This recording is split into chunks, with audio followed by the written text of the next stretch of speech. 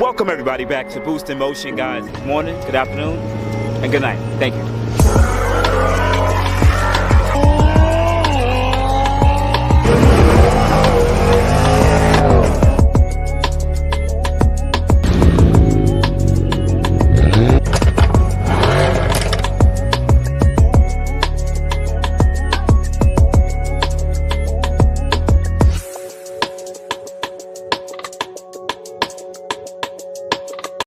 Welcome everybody back to Boost in Motion, guys. Good morning, good afternoon, and good night. Thank you.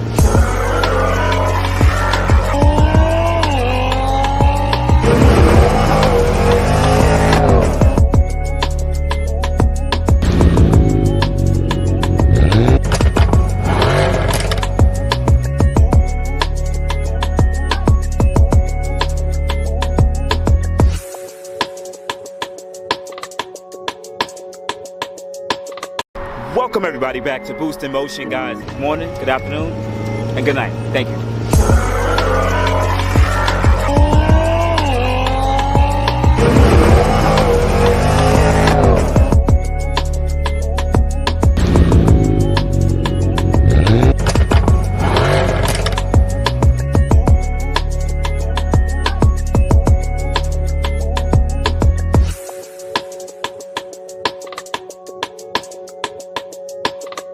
Welcome everybody back to Boost in Motion, guys. Good morning, good afternoon, and good night. Thank you.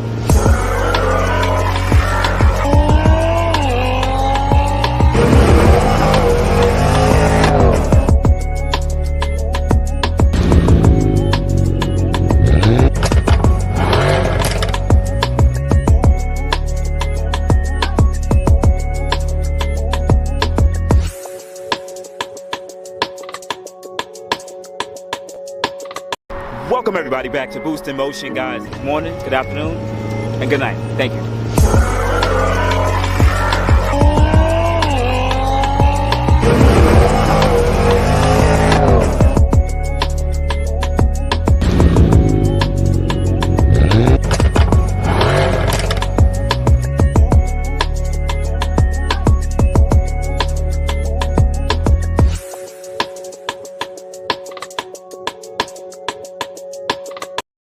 All right, welcome everybody back. Welcome everybody back to the channel. It's been a little while.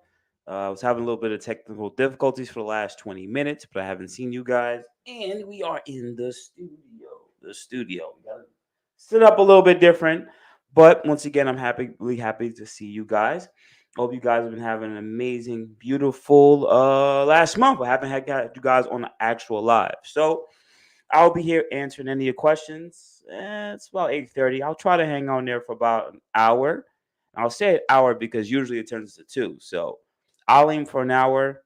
Hopefully we'll somewhere between that, maybe an hour and a half.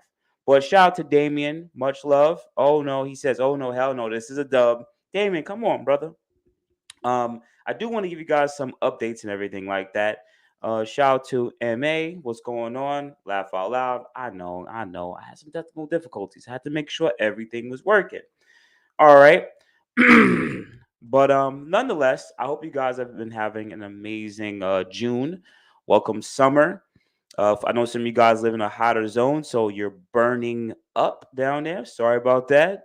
I live in New York, so it's not as hot as the South. And nonetheless, a lot of stuff has been going on in the world. But nonetheless, you guys still have good health. Hopefully, you guys have good health, good wealth, and doing great and taking care of your families. So, first thing I want to start off by saying is, man, it's been a long journey. It's been a crazy last month since I've been on this live. Well, if you guys haven't already known, guess what? That Q60 is gone. If you don't know, the Q60 is gone. Some of you guys be like super late. The Q60 is gone over a month ago. I made a video about it. You can go check like a month ago. But there's no more Q60. And I'm officially just a regular dude in a Mercedes now, just chilling. Let's see who has commented here. Give me a second, guys. Race me in eco mode. Javier or Javier? I don't want to race me in eco mode. I don't know. I only have the C63. That's the only car I really have. It does have an eco mode. What's going on, Mr. Sean? I assume Mr. Sean 203. What's up, Boost? My girlfriend just picked up a 2017 Infinity Red Sport. That's dope, brother. That's dope. What's going on, Cashin? Hey, Boost, looking to buy a Z. What's the most power I can make without turning up the boost? Which Z are you talking about, Cashin? You gotta talk a little. You got a little bit be more direct. Because if you're talking about the DEZ, like the 2003 up or the 2009 2010 VQ 3.7 HR VHR, you know what I'm saying? So you got to be a little bit more direct. Joe, yes, I definitely sold it. If you had me on, most of the people who follow me on my Boosted Motion on IG, that's why I sold all my parts. Literally, it's one of the best ways to contact me and get in contact with me. So those parts sold. The only parts that I have left over for sale, shit, on the Q60 is I think the front lip. Somebody put a deposit on the AAM catback exhaust. Another gentleman came and bought the full catted downpipe, and other people bought the intakes and other things like that. Marcelo. Yes. 2023 C43 or keep my 2015 Q50. I'm gonna tell you, Marcelo. That means you've been in the Mercedes game. You've been looking. For anyone that doesn't know, I dropped a video about the 2023 C43, and you guys should be really excited about this car. If you want to get into a car with a little bit more prestige, and literally an AMG package. The new 2023 C43 is a full-fledged AMG. It is not no BS AMG. It's not no AMG package. It is actually a full-fledged AMG car with an electric assisted turbo. Four banger though. But the car already does low 4 seconds, like 4.1, 4.2 stock. And the car is coming well equipped. So shout out to Mercedes for making that. But Marcelo, it's up to you, man. You gotta wait for the car to come out because at the end of the day, it's gonna be crazy out here. But just know you're gonna pay a premium for that because the regular C300 is like $600 at least, well, like 4 or 5 at signing and stuff.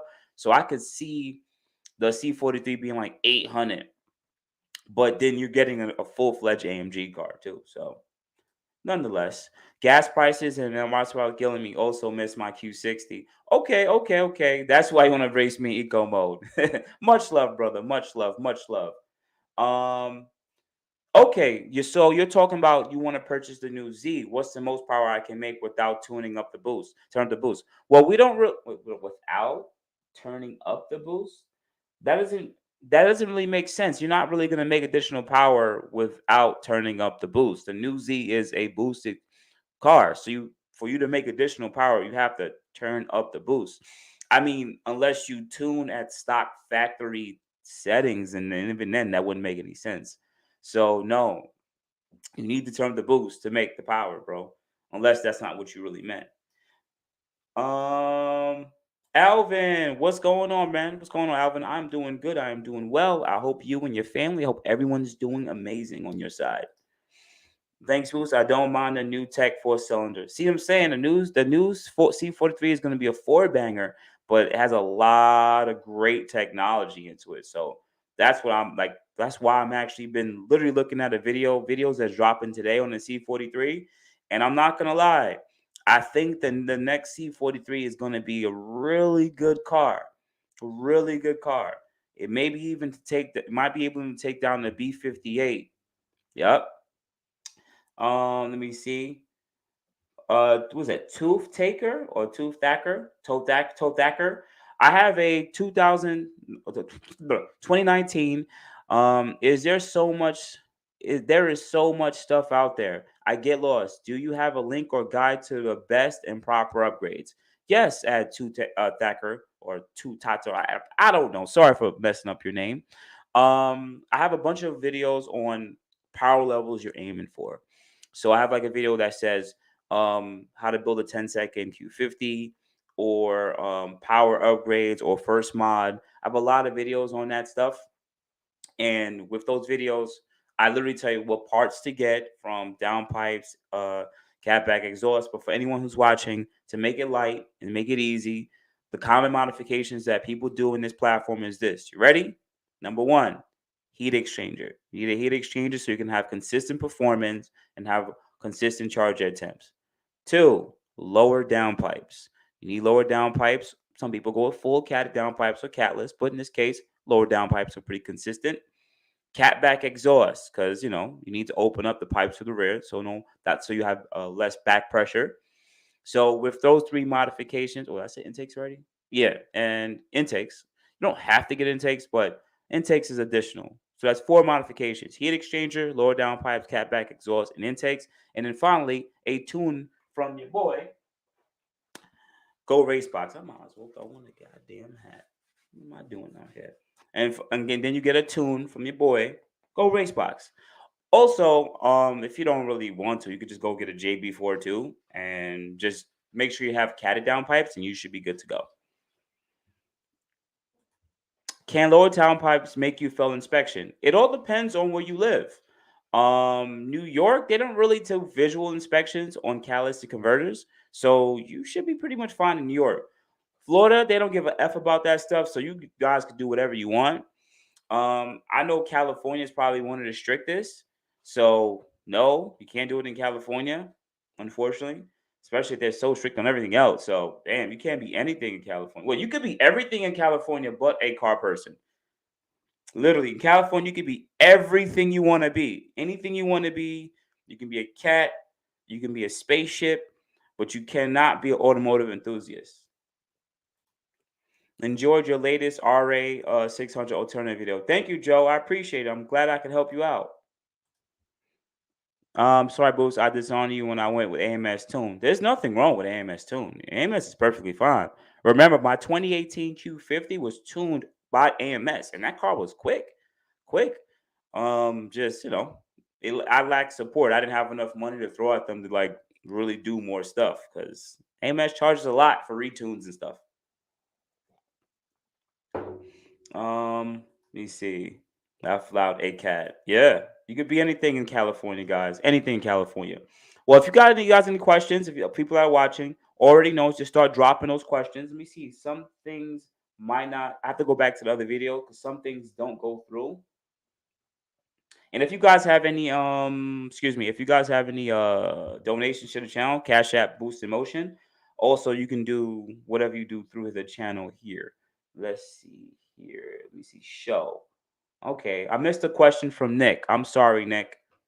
So, Nick, let me see if it comes back up. Let me see. Bear with me, guys. It didn't come up. So, Nick had posted a question, right? It doesn't really show on the StreamYard. But Nick had posted a question. Thoughts and opinions on the BMS Meth kit. I live in Utah, and we only have 91 here. And it's always so damn hot in the summer. Shit gets so heat soaked often. All right, Nick. Honestly, BMS made their meth kits since like 4 years ago. Not a lot of people really use it. They really just use it just as you would say, a cooling additive to bring down the charge attempts. But that's mainly for racing. When you just daily driving, the meth not really hitting. Like you're just chilling. Like unless you go full wide open throttle, then that's usually when the jet's open. Um, if you're racing, I see why you would want to get a meth kit, but for daily driving, I don't really see the sense in doing so because now, first thing, it's gonna run out at some point, and then from there, you're gonna have to keep refilling it with meth. Um, well, well, if anyone who knows, it's usually like some meth. Or was it I forgot what the coolant it is, but it's like washer fluid or something. Not really washer fluid, like you separate it, you dilute it, but nonetheless, I'm saying the wrong stuff. But I don't really see the sense in doing it. Like unless you're racing consistently, daily driving traffic doesn't make sense. Like what car comes with it stock? Was it the F80 or the F82 M4 like CSL or that track one that came with like a meth kit in the back? It was unnecessary, but that was because they think you're taking the track to do that. I would just say pass on that. Um, just go with a heat exchanger and just a heat exchanger. If you really want, I can add a fender tank too. That would add more cooling capacity to your system. But like you said, you live in a really hot area, so it's going to get hot regardless. So it's just unfortunate. unless you really care about performance and once again you're using it for racing purposes, then I see you getting Meth, or even better yet, you get like a killer chiller or interchiller. Check out got Zilla Boost. He has I think chiller creations of whatever company he worked with. Then that's when you can actually have freezing cold coolant in your turbo cooling system. So Nick, hopefully I answered that part for you. All right, let me see. Because some of these things we didn't go through because I guess YouTube flagged the comment. I don't know why. All right, let me go back to any other question. Let me see. Bear with me, guys. Let me see what else popped up. Okay, Cooper. Hey, I got a 2019 Q50 Sport. Is it cool to run JB4 completely stock? Yes, perfectly fine. You're good to go. No issues, no problems. Just check on the fuel. If you're on like 91 fuel, you can only usually run like up to map 2, map 3. If you have like a red sport, once again, map 2, map 3 on red sports. But if you have 91 fuel and up, you can usually run like map 4, map 5, and red sports still on 93, only map 2, map 3. You really guys can't really run higher maps because you already run higher boost. All right. Uh, Thank you, winner. Yes, the M4 GTS came with the Meth kit. Yes, that's when I was talking about. The M4 GTS came with the Meth kit stock. All right. Henry, what's going on? Hey, Bulls, can I build an RA 600 package cheapo with going with other parts that's not AMS versus paying 15,000 for a full AMS package? Henry, I dropped the video just talking about that. I made you can go right on my channel right now. I think it's like my last video, Henry. It's literally I literally tell you, not teach you. I tell you the things that I would keep and the alternatives. So I really can't remember off the top of my head, but majority of the stuff that AMS was selling was perfectly fine, with the exception, I believe, of the intakes, which I recommended AM competition. I gotta put this sticker up somewhere here. Um, Spool FX's high pressure fuel pump because he offered you a full warranty. I recommended PLM full catted downpipe over AMS's full catless or full catted. And a lot of other stuff you can purchase from them, like the Pure turbos. You can purchase them directly from Pure. You can the catback exhaust is MBRP. The low pressure fuel pump is AMS. The tuning is from AMS. But even at the end of the video, I said, you can go with your boy Go Race Box. They make one of the fastest. They tune some of the fastest Q50 Q60s out there, so you don't have to go to AMS for it. So once again, and that doesn't include installation. Remember, that was just buying all that stuff. All right. So hopefully I answered that question for you, Henry. Definitely check out that video, Henry. I went detailed on every single part. Hey, what tires should I buy for my 20 by 9 front and 10.5 rear?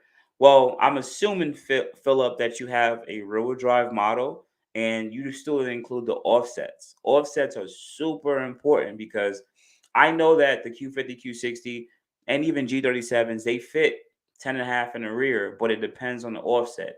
If the offset is too low, you got to go with a stretch. If the offset the offset is too low. If the offset is a higher offset, then you could go with a nice meteor tire. So Philip, you got to give me an offset.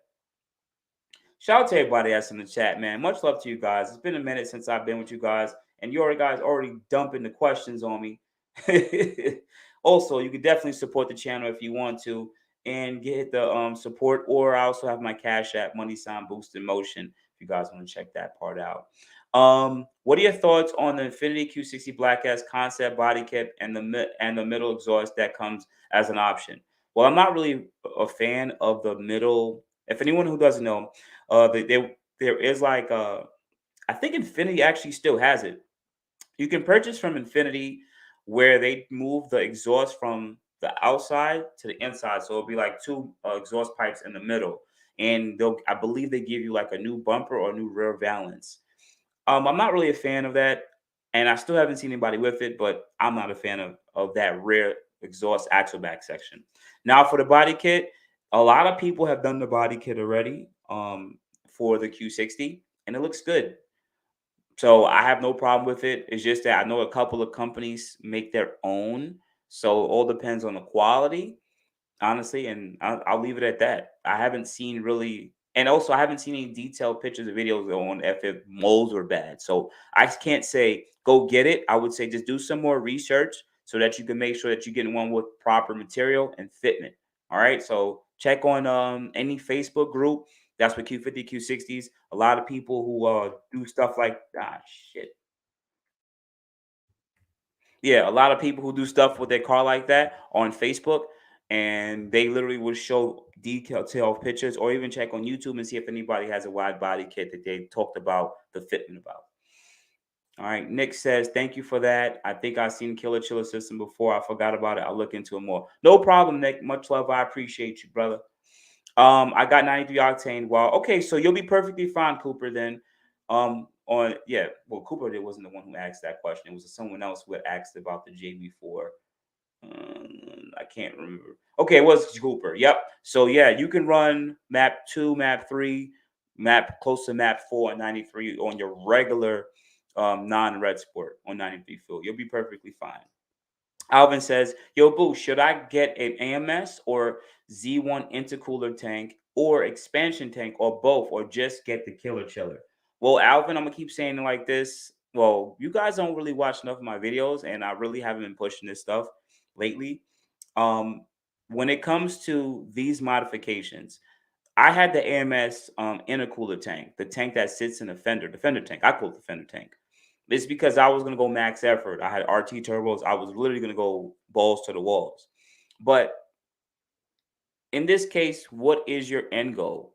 Because some of this stuff is just unnecessary. Like, yes, if you live in a hotter climate, I recommend it. You guys should get a fender tank. If you live in a really hot climate all year round, because that means that more cooling capacity from all the cooling adds to the system, you'll be more consistent. Fine, cool. Now, the expansion tank, I really don't care for. I think the expansion tank is the one you're talking about that sits on right behind the grill, like the real reservoir or whatever reservoir tank. Skip that. That's just eye candy. If you like eye candy, then buy it. To me, it's just there for looks, and I'd rather pass on that. And or you said just get a killer chiller. The killer chiller, I still recommend as something where you would want consistent performance. Consistent performance when you know that you're the type of person that's going to be romping on that girl all the time. And or you go to the track.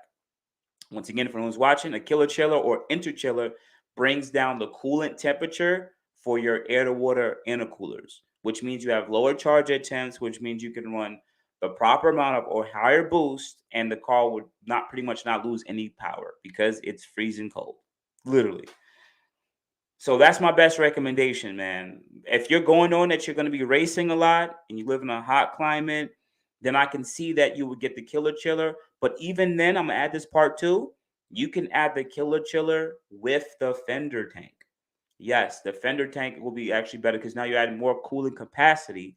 But usually with the killer chiller, you want like a bypass valve because if you keep your heat exchanger, you can keep the heat exchanger in it, but you would want to add a bypass valve that it bypasses the heat exchanger because the heat exchanger will actually heat it up. Will actually heat it up if you have it going through the heat exchanger too. So you'd want the fender tank, the air to water intercoolers with the killer chiller, inner chiller, and with a bypass. But once again, that's if you're going balls to the walls. All right, Philip says, would you recommend? So Philip already kind of asked you for the offset, so I assume you probably gave me the offset for the wheels because I can't recommend a certain brand of tires. I'm not really the best at recommending tires.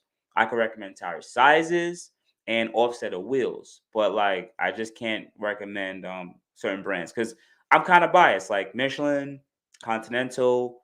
That's really about it. Like you might catch me with some cheap Taiwanese tires. I literally put some cheap tires on my Q60 because I got them for like $200, But then on my C63, I put Michelin's. You see what I'm saying? So, do I need a retune after installing a heat exchanger? Romel, you do not. You are perfectly fine.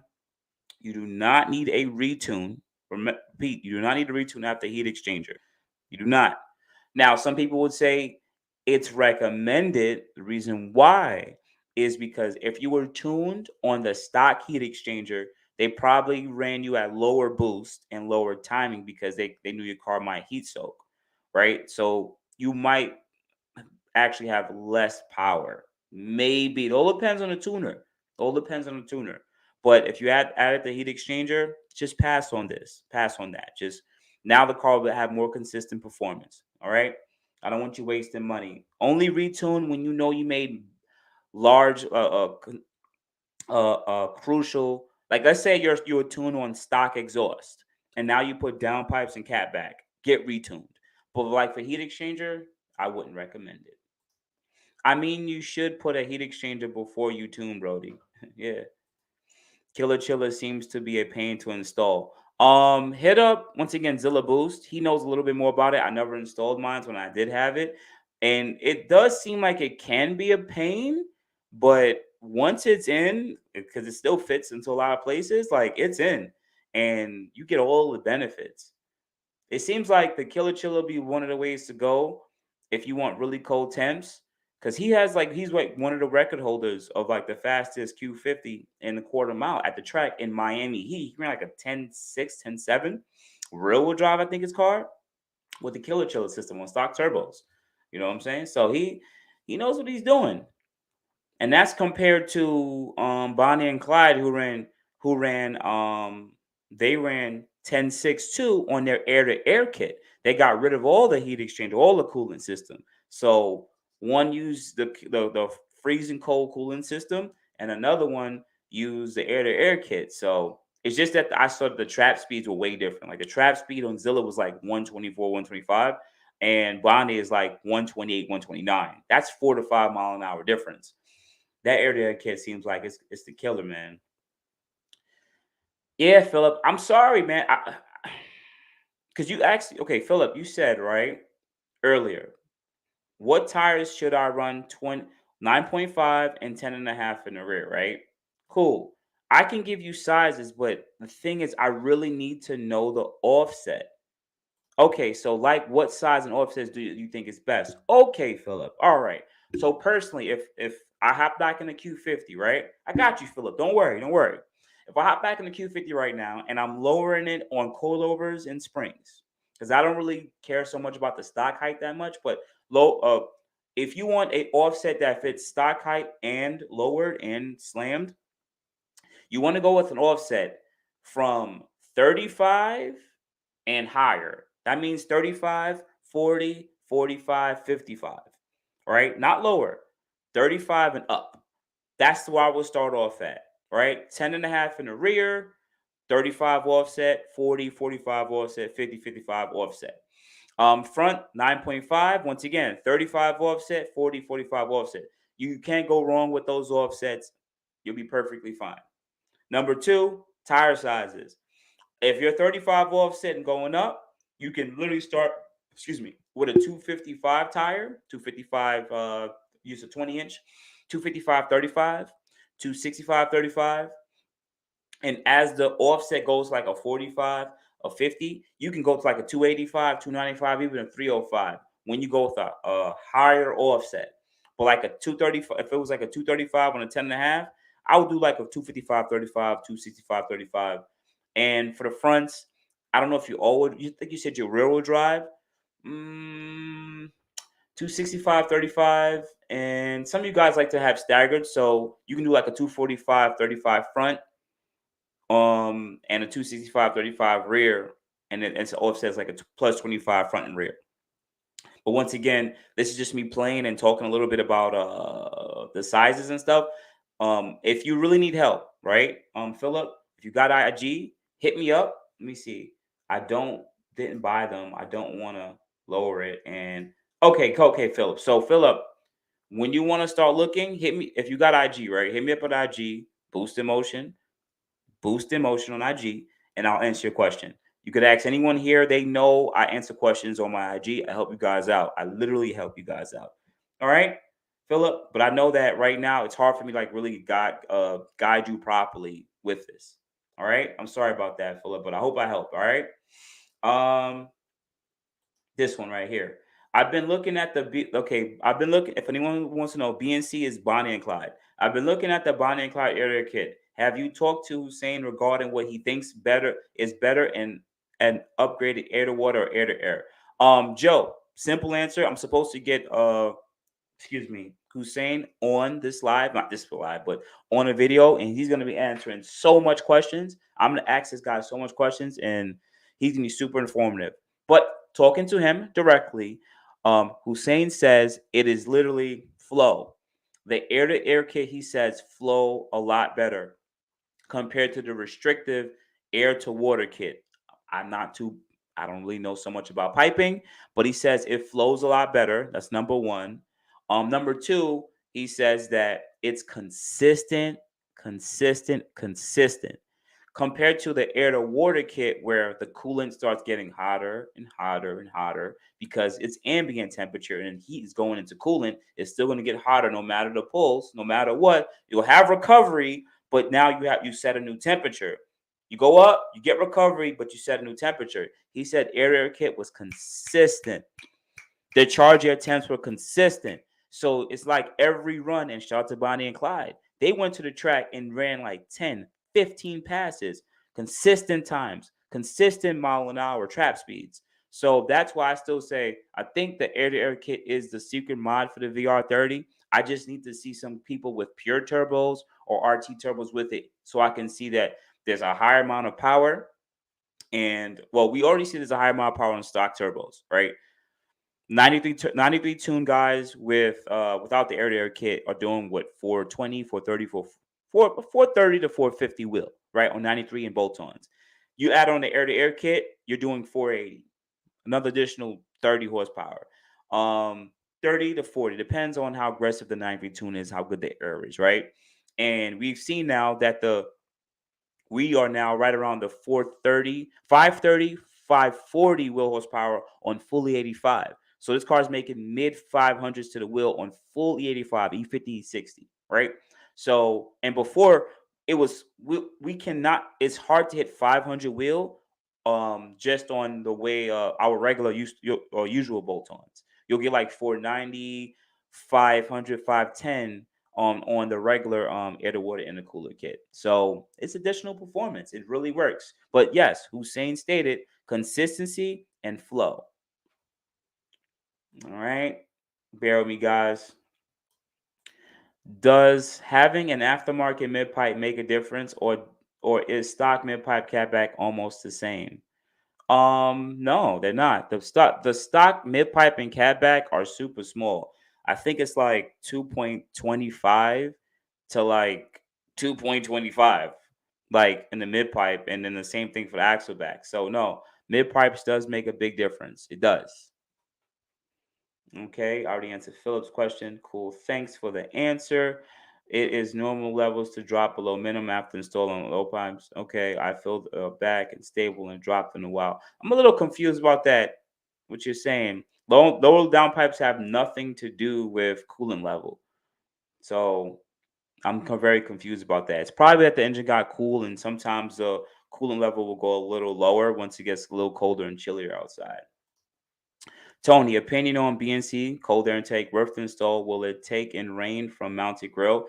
I'm not too positive. I don't know if they use like a mesh, like a when it comes to for anyone. Once again, Bonnie and Clyde does make intakes that come to the front of the car, which is pretty much a true cold air intake for your turbos, right? Um, I don't know the specific cones they use. I know you can use like a water resistant cone. So maybe just double check with them. I know I did a video about it like maybe 6 to 9 months ago, but I really can't remember. I don't remember seeing them have like a splash shield, but I believe where they put it, you know what? I'm not going to speak on something I don't know. I really can't remember. I know some people put their intakes behind the grill. Like it's not, you can't see it. Like it's still behind the bumper and it's out of the way of the water. But if they use in the specific cones that are water resistant, then you should be perfectly fine. At least I hope so. And is it worth to install? I mean, yeah. I mean, I've seen that there is a gain, but taking off your front bumper, some people may not want to do that, and some people want to go with an AM competition or AMS performance because it's a little bit easier to install. Also, I believe the Bonnie and Clyde is a little bit more expensive. I think it's around $600. Someone correct me if I'm wrong in the comments. So some people might want to save a little change and go with the $400 kit. I still recommend the I still recommend the ones that the AMS version, the Z1 version, and the AAM competition version. Those enclosed boxes. I think it's simple, so a lot simpler and easier to install. My opinion. I'll leave it at that for now. Also, I have to get Bonnie and Clyde on here, but I really haven't been trying to do interviews lately. Like, I just been busy with my life. Okay, cool. Nick, one more question for you, Boost. I see Z1 has a package with their expansion tank and their heat exchanger for 750. Is that worth it, or should I save up and go with a different brand? That's actually not bad. I don't know the price of the Z1 expansion tank. I really don't know.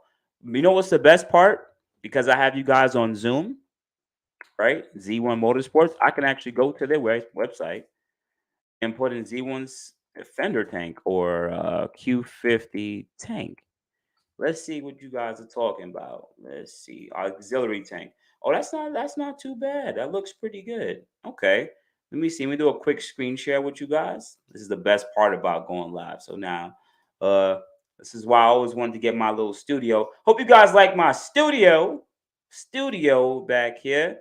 So he's talking about the Z1 fender tank for the Q50, and it's about 379. I think the AMS version is like 400, right? That's not bad. And you saying that, and you also said with a package with their heat exchanger. Let's see how much their heat exchanger costs. Q50 heat exchanger. I literally don't haven't looked up Z1's I don't know how to spell here. Exchanger.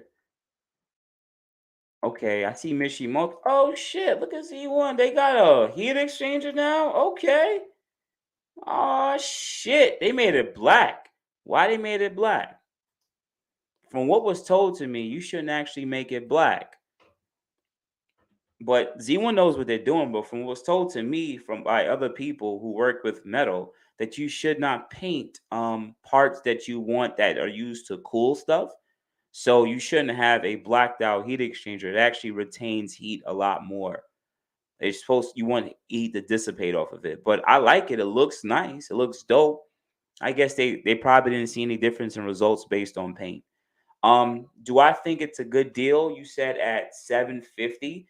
So is that 500 plus 375? Seems like you're only saving like what, 25 bucks? Wait, well, do I know of addition? Yeah, 750 is a great deal then.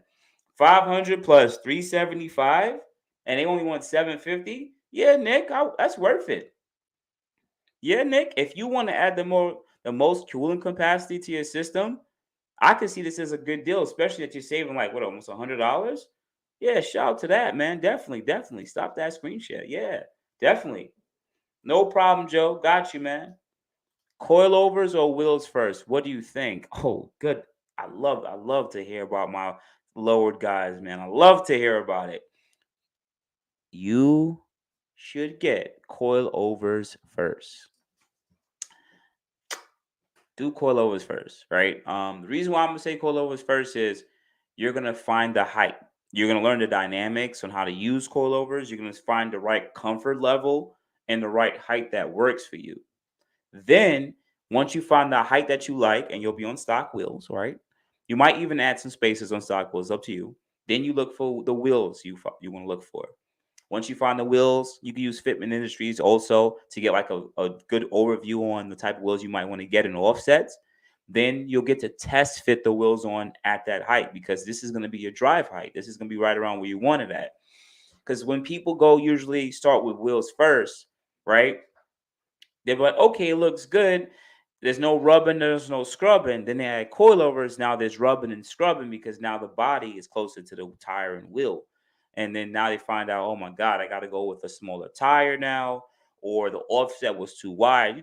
Some people just mess up. Like you could throw GTR wheels on with like 275 on stock height, like 275, 35, and it won't rub, but it'll stick out from the body of the car. But then once you lower it, you'll find out fitment's crap. So do coilovers first, set that up. If there's any issues, any problems, then you'll rectify that, and then you'll move on to the wheel and tire package. Thanks. I just Just through, and it sounds better. I have the AMS Infinity brand ones now. I really don't. Okay, cool. Got you, Tony. No problem, man. No problem. 100%. Let me see. I don't see any donations here. Let me just double check to see if you guys might have sent me anything else, because this thing has been messing up lately. How would you? Okay. How will I know the fit through? Okay. Appreciate, by the way, you gave me advice on Instagram. Wait, you said how will I know they fit though? Well, once again, as I said, you would want to go with you would want to go with like Fitment Industries. Go to Fitment Industries. They have galleries on almost a lot of cars, and people upload their setups. So I'm gonna be honest with you, pay pretty much copy people. Like if you see someone says I had 10 and a half, like remember my wheels that I had on my car, right? The best one. I had the wet sport wheels. They were 19 by 10 and a half, offset of 35. That's it with a 255/40 tire. You know it's gonna fit. You guys saw my fitment from photos, from videos. That's it. That lets you know already. All right, if I get a 10 and a half with a 35 offset, I'm fine. If you get a 10 with a 35 offset, a 9.5 with a 35 offset, a 9 with a 9 with a 35 offset, it's gonna fit. It just won't be looked as wide. The tire won't look as wide. But at least you know that's kind of somewhere to start. And then you go look at other people's setup on Fitment Industries, and you'll be like, okay, they had a 25, and you saw that the tire was mad thin. You might not like the look of it. Once again, it kind of helps engage you where you want to end up, you know. But hopefully I helped you, Mohammed. Last question, Bulls. All stock 3.7 with the Infinity axle back. To make it a tad 25% louder, wide pipe or mid pipe or both, or go to a muffler shop. Honestly, I would do mid pipe. If you do, the reason why you're not really gaining power here. You're basically modifying for noise. That's all I'm hearing here. I would always say just go with a proper catback exhaust, but because you want something a little louder, I would recommend just a mid pipe. Reason being is go with a mid pipe, upgraded mid pipe. Usually it opens up to about 2.5 inches, I believe. I think it goes to full 2.5 inches, longer resonators. So it'll give a little deeper tone, no ras, a different noise. This, you said 25%, that's your 25%. I believe PLM and Megan made mid pipes for this car, and maybe Tanambi.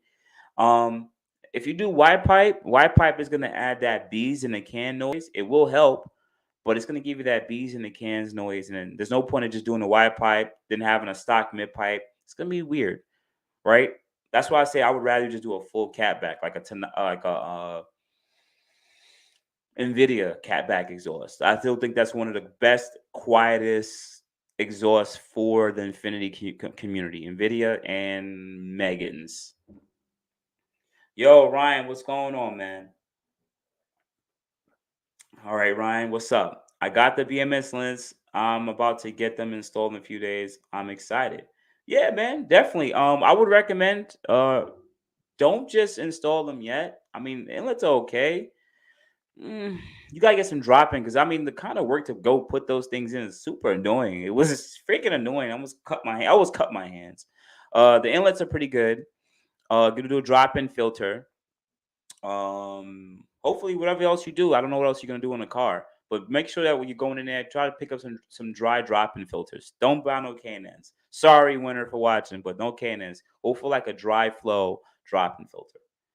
Um, you ran coilovers, right? 100%, Mohammed. I ran coilovers on all my cars, like every single my cars. I had two Q50s. I had one Q60. Those are all the same coilovers. I've never changed it. All I did was rebuild them. So I had the same coilovers on three cars. Then my 2007 G35X, BC Racing coilovers. Then my two Maximas. I had Megan's and K Sports, and I think Jik coilovers. So I don't know, 7 or 6 cars have coilovers. Yes. So I've been in this gang for a while, bro. I'm putting you the right direction, man. Got you, Muhammad. Once again, guys, if you want to donate to your boy Boost, my cash app is money sign Boost in Motion. All right, I appreciate that if you guys want to donate, or you can support me through here if you want to too. But much love to you guys. So Let's see what's the question. Hey, Boost, quick question. Our Q60 is having issues with our windows and locks not working. The dealership changed the master switch on the door, but when it gets super hot, the windows and doors don't lock. I've never heard of this issue before. I do not know anything, Damien or Demian. Um, I apologize. I really don't know. If they change the master switch, but you're saying that when it gets super hot, like I wouldn't know why heat would affect that. Like I really wouldn't know. It makes me think like it's not like there's something else personally. But Damien, I really don't have the answer to this question. If anybody in the comment can comment below, help them out. But I really wouldn't know what to do next, at all. But you said the windows and locks are not working, so it doesn't do anything. You press it, it just sits there quiet. That's weird. I mean, you could take the door panel off. Maybe they didn't clip it all the way in, but even then, like heat should not mess that up. Tanabe touring, yes, noise only. Yes, you could do Tanabe, like I said. Oh yeah, so I pretty much answered your question. Um, okay, cool. Captain, what's going on? Last week I did the dash on a cop in my stock Q50 and got away on a freeway to avoid ticket. Can't wait to mod it. Captain, much love. Thank you for getting away. I do got a lot of troopers and police officers, and even I was told was it DEA or whatever? People hit me up on the email saying, "Boost, yeah, I work for the federal, da da da, and I love your videos, man. I got the car for my wife." So they watch these videos, but yo, just be careful with that, brother. Be very careful. I'm being very serious with you guys. I like speeding. I like to do my thing too, but just be careful. I don't want a lot of us are getting these cars and they're not race cars. They're not. They have a little bit of performance. When you mod it, they will get up there, but just be careful, my man. Much love. Um, if you're gonna do stuff like this, start looking into some suspension modifications, coilovers, a good set of tires, and you'll see how much these cars really handle. They handle way better. So just be careful, man. Much love to my family. All right. Is an air intake really bad? No, Scooter the champ. No, air intakes are not bad at all. Who said that? Air intakes are perfectly fine for this platform. But I did come out with a video years ago saying don't get open engine air, open uh filament intakes. Pretty much stay with the closed box ones like AMS, Z1 Motorsports, and AM Competition. The ones like Burger Tuning and a few other ones that are just open to the engineer bay, just pass on those ones. Just don't deal with them. All right, you're good, OG Ryan. Then you're good, man. Much love, Ryan. If there's any questions, you already know where to hit me up at Boost Emotion on IG, brother. Boost, one more question. Do you think the Nismo 57 R Club Sports fit? Oh yeah. 9. Okay, yeah. Tony, come on, man, come on. I just told you 35 offset is fine. Yes. Let me see Nismo. Let me put that in. Give me a second. I actually want to put in 57R. 57R Nismos. Bear with me, guys. I got you. I'm gonna answer you guys' questions. I just want to see how those wheels look. Oh yeah. Man, you know how much people have these Nismo R wheels, guys? Like a bunch of people have these already, man. I'm gonna show you guys briefly. Let's do a quick screen share because we gotta help you guys out. See what we talking about. He's talking about these wheels, these Nismo R wheels. Yeah, these clear your BBK too. I remember seeing this on a good amount of people's cars. They're like 600 a pop. Oof.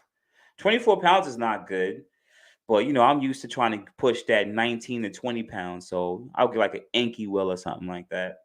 Mm-hmm. All right. Much love. That'll fit, brother. Don't worry about that. Suggestions, first mods for 2019 Silver Sport. First modification should be a heat exchanger. Kanide. Get a heat exchanger. Heat exchanger. I have plenty of videos on heat exchangers. Plenty. Just put in heat exchanger Q50, boosted motion. But the ones that I recommend for this platform, to be honest, it's once again, it's all depending on the look you're going for. But the ones I recommend: AAM Competition, Mishimoto, PLM, and you could also go AMS and now Z1 Motorsports. They got one too. Those are like the ones that's the typical ones that most people usually get. Okay. That's the first modification. Got you, Mohammed. Appreciate you. I got the Mishimoto intercoolers as well. And the AMS, I plan on getting a remote tune by Go Racebox. That's what I'm talking about, OG. Much love, brother. That's what I'm talking about. Racebox family. That's what I'm talking about. I'm going to try MBRP 3-inch and add two 18-inch, hoping it'll quiet it down. Yes, 18, I believe 18-inch resonators are the limit on how long you could put it. I know you could put like 12 for 14, but I think a couple people did 18-inch resonators on it. Without resonators, it still sounds pretty good. But resonators, it gets a little bit get rid of the snappiness or the raspiness a little bit. Do you think Motordyne Catback is worth 2.5K? No. Sorry. I mean, at the end of the day, if you want a certain exhaust noise, right? Then I see why people get like Arc or GT House or Motordyne, right? But I like to buy things for its performance rather so much for its noise. Like some people didn't like my AAM competition catback exhaust. Once they added the resonators, it sounded so freaking good. My Q60 sounds different than almost any other Q60 modified because no one had that exhaust. But it was still damn near $3,000 exhaust, which is super expensive, you know. But I still got it for its performance because the only other exhaust out there that was 3 inches was an MBRP, and I didn't want to get an MBRP exhaust. Also, AM competition did sponsor me on that too, so you know, and it wasn't free. I still have to pay for stuff. So I would say pass on that. It's not unless you want the noise. That's it. Yo, boost, should I really drop 2K on an RCAT back? I literally just answered that question. I just answered that question, MA. Literally just said it. If you want it for the noise and the bragging rights, yes. But if not, you can pass. Actually, like Fast Intentions too. I think Fast Intentions makes some really good catback exhaust. Thank you, Boost. Also, just did a heat exchange text from the AM, worth the money on the car, run smooth. Yep, shout out to you, man. Thank you for supporting AAM competition, man. Much love, man. Much love. What's good, Fast Lane? What's going on, brother? How are you? What's the best place to get Nismo wheels? I do not know. I do not know where the best place to get Nismo wheels. I just reposted that because you know I seen a video of yours saying some heat exchangers don't fit some models. What would fit a silver sport? Okay. All right. So for Kanai, he's asking, it's probably an older video. What heat exchangers fit certain models? All right. So if you want to go with, it depends on what you want. If you want like a burger tuning heat exchanger, right? The burger tuning heat exchanger. Some cars are equipped with like these little flaps that go to the front bumper, like my Q60. It had these kind of when you go at a certain speed, these flaps open up and close, right? And the burger tuning heat exchanger, it got in the way of that. So you would have to completely delete that system. So it does fit, but it was just the flaps were in the way. Like you want stuff to be installed without having to remove or move certain things. Also, in your case, you said you have a Silver Sport 3.0 T Sport. If it has a BBK paddle package and Sport Plus mode, then you also should have a air oil cooler at the bottom. So if you go to Burger Tuning Heat Exchanger, they will give you a bracket to relocate that oil cooler to above it. They usually include a bracket, but all the other heat exchangers would fit. Mishimoto, AMS, all of them would fit without having to replace or remove that oil cooler. Um, I'm trying to think. Also, if you go with a frozen boost heat exchanger, which is pretty much universal, once again, if you have the flaps, that's going to be in the way, and that's really about it. I don't really see no other issues there. Hopefully, I answered that question properly. I've really been considering on buying a Q60 to modify, and your channel has been incredible on giving insight into the platform. Do you have any input on how reliable Q60 and VR30 are once modded? Well, I've had two of these. I've had Infinity 2018 Infinity Q50, and I've also had an Infinity 2017 Infinity Q60. Both were modified and tuned. I had the Q50 for about 2 years, but it was brand new. Um, I would tell you, I have old videos. Check it out. I had the driver's side turbo was leaking, literally leaking. It didn't affect performance, but it let me know that, hey, At some point, you might have to change this turbo. And I had that car, I gave it back at right around 28,000 miles. The Q60 had 45, almost 50,000 miles on it. I had it for about a year. I did like 7,000 miles. The car was tuned to probably 480 wheel. And I didn't have any oil issues, no problems with the coolant. So that car at this as a second owner, I didn't have any issues. But I also never really beat on the car as much as I like. Like some people really beats on their cars. But I literally made sure I ran 0W30. I made sure that I start the car, let it warm up. If I am doing any driving or beating on the street, I pay attention to my oil temps. I made sure my oil temps don't go super high, like 220, 230. After that, I just chill. Because the biggest killer to almost any engine is heat. So if oil gets too hot, that can make the car mess up. If you're running too much high boost, that can make the car mess up. But what I would tell you is this: I would recommend. There is a porous block issue that does exist on the early 2017 and 2016 Q50s, but only a certain amount of people have it. But it's common enough that I had enough people come to me like, "Hey, listen, my motor is eating coolant." So I think it's enough of an issue that it exists, but not enough for them to say there's a recall.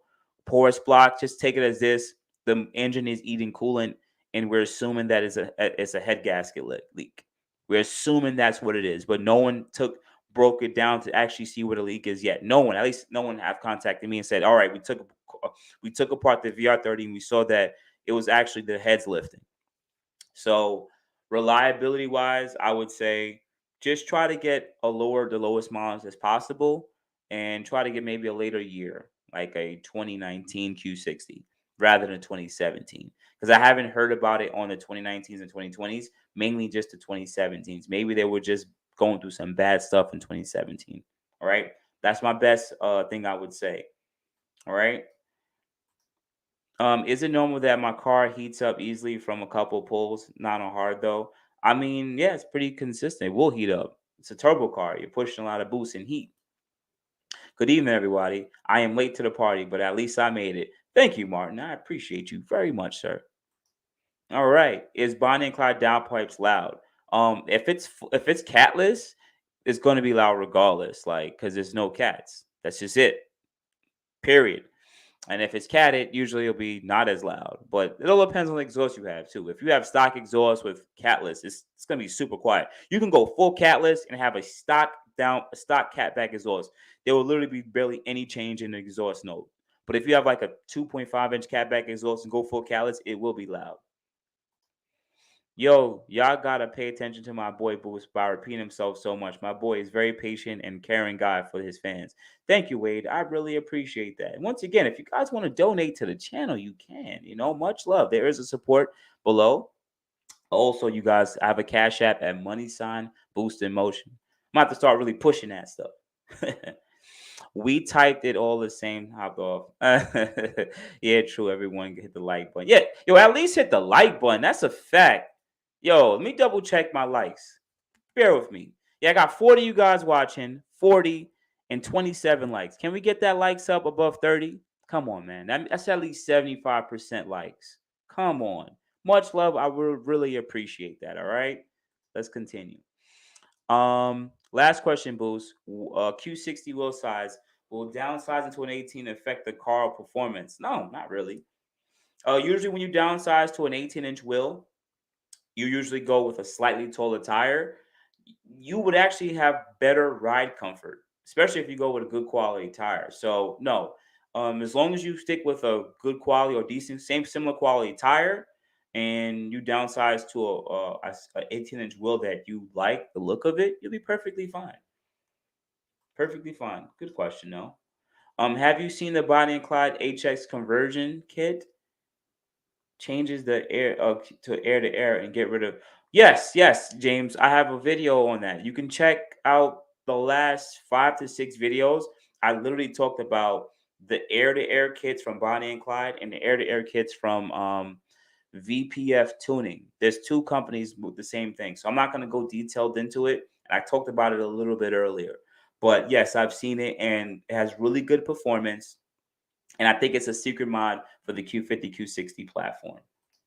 Have you ever heard any stories of Infiniti installing AMS? Yes, they haven't. Infiniti does install the AMS heat exchanger, and it works right. Yep, they definitely do that. Thanks again. Thank you, man. I appreciate you, Burns. Most Infiniti dealership. Yep. Okay. Sorry, I meant to say 19-inch wheel. Okay. You want is bad downside to 18 wheel effect. Okay, I meant to say 19-inch wheel on Q50. Is it bad to downside? Okay, I answered that already. How and where did the rivalry start between the VR30 and the B58? Shout out to Pure B58 Power. Much love. Thank you for the comment, brother. I like to see other car guys on this channel. I do not know.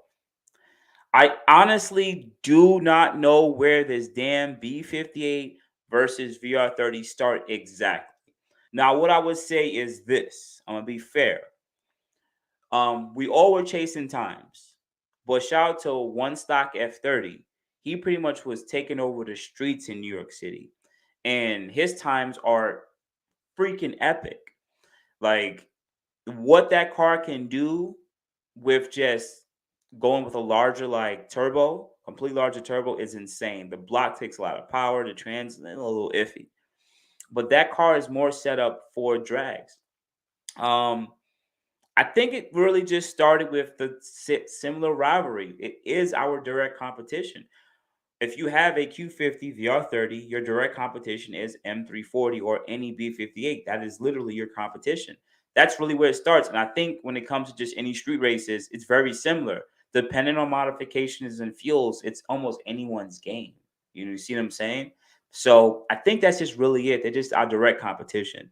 But nonetheless, B58s are just in nines all day, every day, with not as much invested as the Q50 Q60 gang. So I hate to say it, we're the underdog. Nissan Infiniti has always been an underdog to foreign. So that's just what it is, man. And the B58 is a powerful freaking motor. But I think you guys need to watch out for that new C43 though. That four banger. I can't wait to see what that do. It's not killing the streets right now, but the turbo size on the new C43 is freaking huge, and it's electric assisted. You let off the gas, that electric turbo of the electric assisted turbo keeps the turbo spooling. What? Technology, boy. Sasa, what's going on, brother? Already part of the like squad. Thank you much. I appreciate you, man. Probably was a dumb question, but I need to hear someone say it. It was all right. I said, got you, Muhammad. Hey, Boo's going from tires. Is there hell freaking yeah, Brian? Brian, you don't even know. I had the 2015 Q50, switched out those tires to regular, I think Continentals. Yo, night and day difference. Yo, run flats are only good because if you hit a pothole, you can drive on them. But it's like driving on ice skates. I hate run flats, and the traction stinks. Same thing for my 2018 Q50. I didn't change the stock tires. I just went with Barham tires, which was a Continental off brand, way better. And then the Q60 had run flats on it, trash. And I went with cheap Chinese tires I got for $200, and it handled way better, way quieter, better braking. It's insane. Run flats stink on this freaking platform, man. So change those out, man. Opinions on mufflers lead. Stock is boring, and I want to do a cheap way to make it louder. Cheap ways sometimes cost you money in the long run. I'm gonna be honest with you. I'm gonna really be honest with you. But if you're gonna do a muffler delete, I usually like to do things that usually look pretty good. So that's why I still recommend the PLM Axleback. It's pretty much like a off brand, or it's a replica of like the Tanambi. It's just two resonators going across and coming out. I think that's one that sounds pretty good. I have some old videos on that, and it's quite affordable because it's going to cost you the same amount to hack up your rear muffler and then weld it on. Just get a proper one that bolts right up. Just in case if you don't like it, you can just literally just take it off, sell it, and then put your stock muffler back on. I think that's one of the best ways to do a muffler delete. Now, I'm talking about the VR30 here.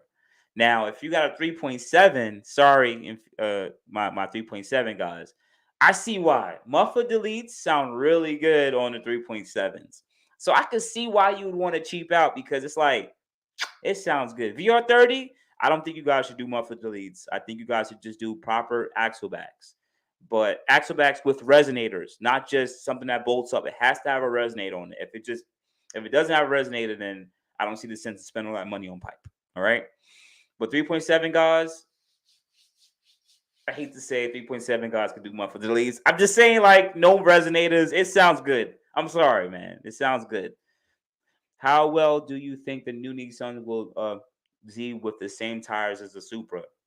It would handle better because it'll be a proper set of Michelin tires. I don't know why Nissan. I guess they have some kind of contract with Bridgestone for like X amount of years because Bridgestones are really trash. At least the Bridgestone tires they use are trash. They are good Bridgestone tires out there, but it's just not the ones that go on their cars. So I think it'll handle a little bit better, but the Supra would still be better cars, lighter cars, a better transmission, I would still assume, and better driving dynamics. But at least from until I drive the car, until I actually see it and actually get to be behind the car, I really wouldn't be able to know. But tires wise, yes, the Z needs better tires. What's better, AMS lower down pipe or Bonnie and Clyde? Well, if you want a lower down pipe for anyone who's watching, for the 41 guys you're watching right now, if you want to buy lower down pipes from any brand, it does not matter. Doesn't matter. You're literally buying the name. I'm telling you guys right now, you're wasting your time. Just pick a brand. Literally, all of these companies make good fitment on the pipes or the lower down pipes. So in this case, you can support Bonnie and Clyde. It's a smaller company. Shout out to them. If you want to support a bigger company like MS and be more on the brand side, I get it. But they're both good. You can't go wrong with either. All right. Oh, okay. I'm getting a little bit back on these questions. Can't be having that. I've looked all over the web for a door emblem, Infinity logo lights. Can't find the right ones to fit my door. Shoot, I think I have a video on this, Wade. I did put the door emblem. You know, when you open the door and it shines infinity downstairs. I mean, down on the floor. If you're talking about that one, I believe I have a video installing them, and I have a link to them. I got them off of Amazon, I think. Yo, by the way, Boost, this is very helpful. No problem, Mohammed. Much love, brother. I don't think that's a matchup stock for stock or mod for mod. Not J Rock. I'm kind of confused. B50 smokes. Oh, so this is the B58 versus VR30 talk going on here. All right. Just because I'm not in the VR30 don't mean we can start throwing freaking mud in each other's face. Once again, I don't think it smokes it all day. I think mod for mod, they are very similar, right? Very similar. But at some point, the B58 is just better. And I'm going to say it's better once you go with a larger turbo housing. If it is like a pure turbo B58 versus a VR30 pure turbo, I think the VR30 actually takes some on that. But because you guys get like, what is it, Vargas turbos, these larger housing turbos, we don't have that yet. We don't have an aftermarket set of turbos. So you guys are on nines all day with transmission build and changing out pistons. Like, and I see that. So I give that to the 340, 440 guys all day, and super guys are already fast because they're lighter. So, but until the VR30 gets a complete larger turbo housing, like, I think we're still door to door, honestly. Finally was able to catch a lot. Much love, Zay. When we gonna see the next project? Honestly, man, I've been chilling in the C63 guys, and I just been chilling, bro. Like, honestly, I've been watching my paper. I was supposed to get the G37 to start doing with it. Actually hit up Stretch. He was selling. I don't know if you guys know Iron Giant or Stretch on IG, but he was selling his G37. It had a BCM issue, but he ended up selling it mad fast. I was like, shit. So I'm trying to either get a deal or honestly, I'm gonna be honest with you. For you guys that are watching, I'm not gonna lie. I am waiting to see the Z. Like, I would want to see the Z. Like, if there's a Z at the dealership, maybe through fate, like, oh, there's a Z at this dealership in Nissan or Queens or whatever. And I pull up there and I'm like, you guys don't want to bought it? They're like, yeah, we got a markup of 10K. I'll be like, all right, cool. Is it auto? That's it. And I'll just get it and just throw it as my second car on the channel immediately. Like, that's it. It'll be the second car. Same thing for the C63. I am not lying to you guys. I am literally now waiting Because I was looking at G80s, M3s, and even M5. M5 are too expensive, but at least their prices came down. The G80s are overpriced and still above sticker. And I want overdrive competition, so I'm not doing that. I'm not stupid. So it's a waiting game right now. So we're gonna wait and see, Mars. Pure B58. But much love, man. Saw the German video on the C43 boost. Can't wait to tell it reaches States boost faster than your V8 CC3. The V4 is fast. Everyone will live. Well, Marcelo's talking about the C43, the new one. Once again, it's electric assist turbo, and it's a four banger motor, which is a closed deck. This is the same motor that's in the A45S and the CLA 45, which for that car, for those two cars, is pretty quick. It's a pretty quick four banger, but now it's going to be electric assist turbo, the first of its kind, which Infiniti was supposed to be the first. Infiniti was supposed to have electric assist turbos on the Q60 Black S, but they never rung it out. So Mercedes had to freaking do it. Anyways, nonetheless, the C63 is going to have the same one, but it's going to have electronic motor too in the rear, which is supposed to deliver like almost 300 pounds of torque and like additional 150 pounds of 150 horsepower. So they're saying it's like 670 or 630 horsepower with electric boost. So we're gonna wait and see, but I will see that the C43 would probably be similar. I don't know. Honestly, I don't know. I don't think the C43's trap speed is gonna match the C63. The C63's trap speed, the V8 one is probably 118 to 120, somewhere around there, maybe even higher.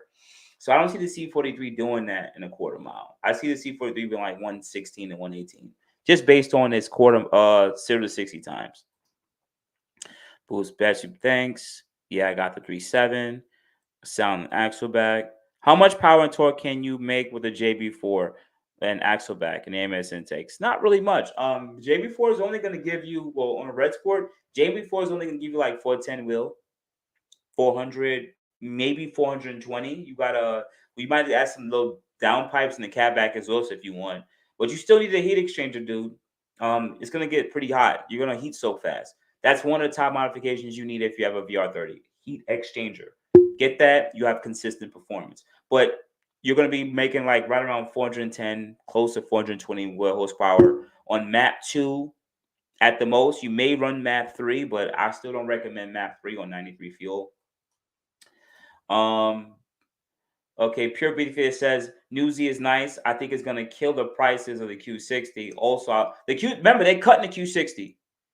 Infinity's cutting the Q60. I think there's no 2023 model of Q60, so you will only have the Z. They're smart. Let's get rid of coupes completely, so no one would get it. So they're smart for that.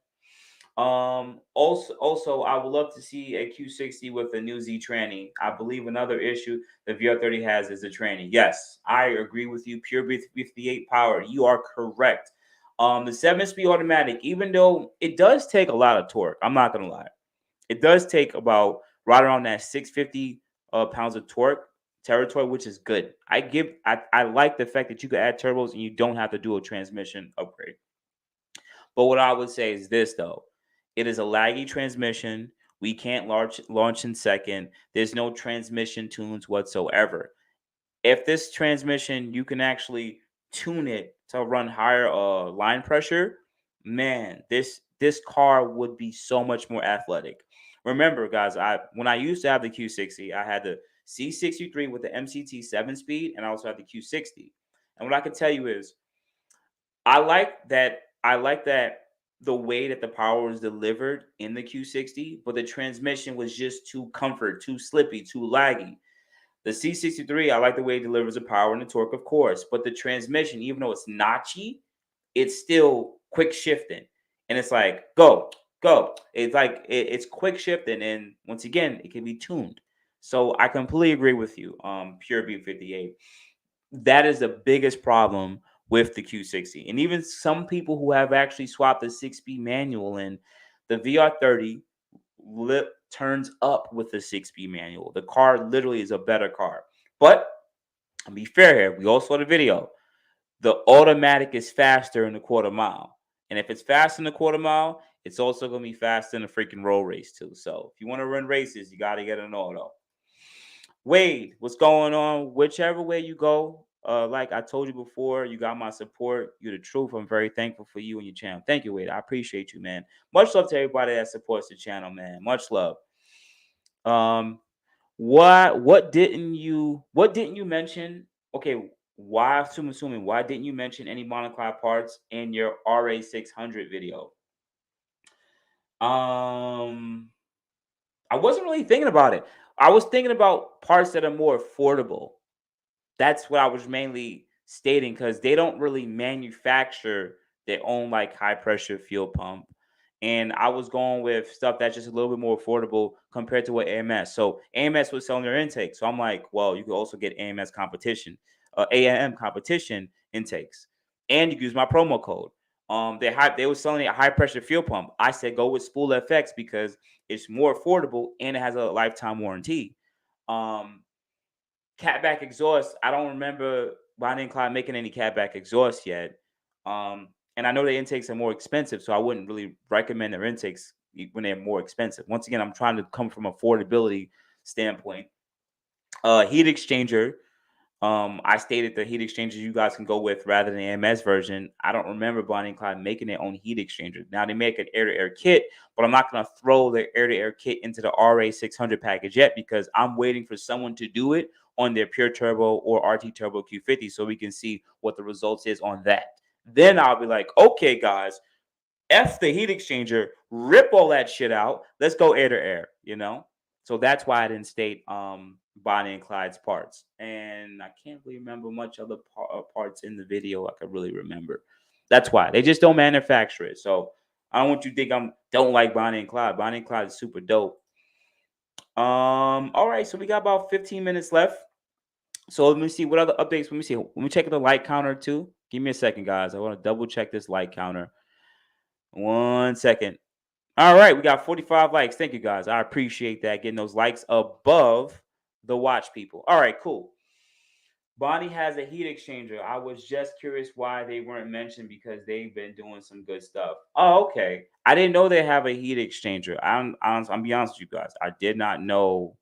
Remember, I don't even have this car anymore. And once I had all my parts on my Q60, Q50, like I'm not looking for additional parts. And I never remember them really pushing their heat exchanger. But let me just double check. This is why I love being on this. So you're saying that they have a heat exchanger. Once again, I'm giving them promotion. I'm not getting anything back from this, and I don't mind. Let me see. Intercooler kits. They're gonna come out with turbo kits, intercooler kit. I don't see engine and trans cooler. Okay. All right. Oh, they do have a heat exchanger. They don't have a photo though. Okay, they do have a photo. Ah, that's their heat exchanger? Okay. All right. Let me just do a quick screen share. A shout out to Q50 praised. He just brought him something I didn't know. I didn't know that they had a heat exchanger. They never really pushed it. Let's do a quick screen share. Okay. Bear with me, guys. All right. So this is the Bonnie and Clyde's heat exchanger right there. It looks like it's very similar to the Frozen Boost one, Frozen Boost. So that's probably why they probably don't push it. It's more of a DIY type of kit from what I can see. And it's probably the same silver size or core. Once again, I don't like this stuff being spray painted black. I guess they want to hide it. It might just be a Frozen Boost core, to be honest. Bonnie and Clyde, I know if you guys are watching, don't beat me up. Oh, and also for the people who's asking me, you guys were asking me about the Bonnie and Clyde intakes. We're here, so might as well talk about them a little bit. Bear with me. Intakes.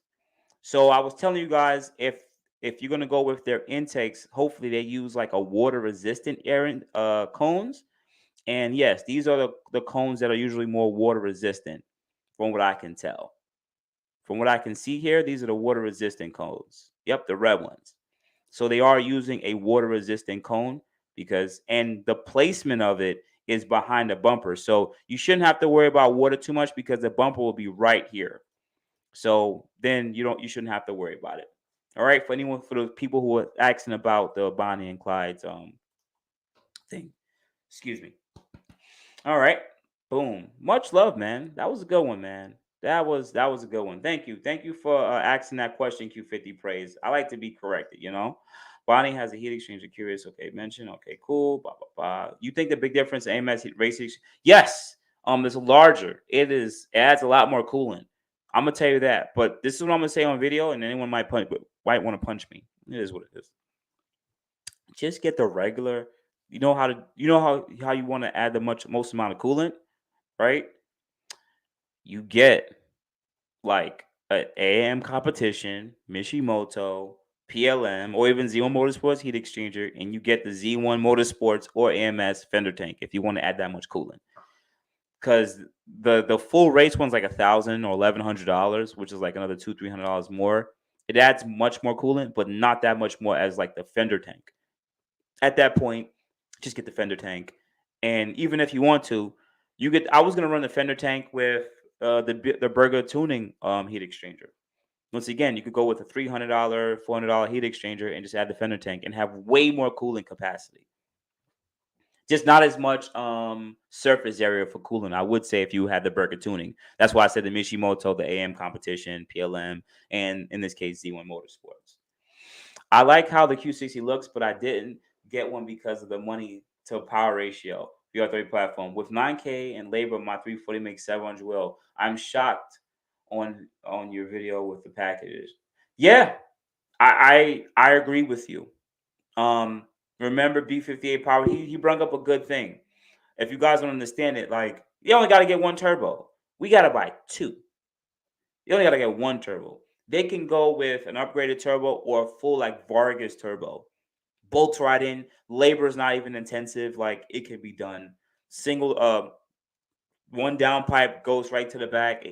It's just less moving parts. The next thing I like about the B58 platform is you just get the TU pump. The TU pump, I believe, comes in on the 2020 and up, or the certain Supras. Pretty much it's a high pressure fuel pump upgrade for the people with the older B58s. This is an OEM part. It doesn't cost $1,500. You get these things used for a lot more affordable. I don't know how much they are used. He's probably gonna comment below, or I don't know who Pure 50 is. No disrespect. But he's gonna comment below. You get the TU pump, and then you can run high amount of E85. Just to the thing to for all right, just to make 500 wheel horsepower on E is like so affordable on a B58 platform. You just do a downpipe if you want, right? Downpipe. Then you do, depending on the B58 you have. If you have the one that has a TU pump or whatever, you're good to go. You just run like E40, I think it's E40 E50 mix. You get a flex fuel kit, so you know the amount of percentage, and then you tune on that. Your car makes like mid 500 wheel. Sato, you go even harder. That's it. Like one downpipe and a TU pump and then a tune. Our cars, to do all of that, we got to do freaking heat exchanger, downpipe, catback exhaust, low pressure fuel pump, high pressure fuel pump. That's a lot of money invested. It's a lot. And then he's saying 700 wheel.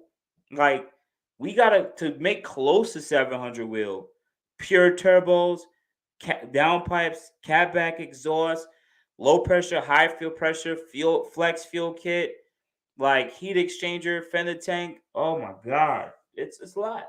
It's a lot, and you're not making 700 wheel. You think that we use a new tranny of the Z for the Q50? I'm gonna drop a video next week. Infinity wants to make the next Q50 electric or hybrid, so we don't know.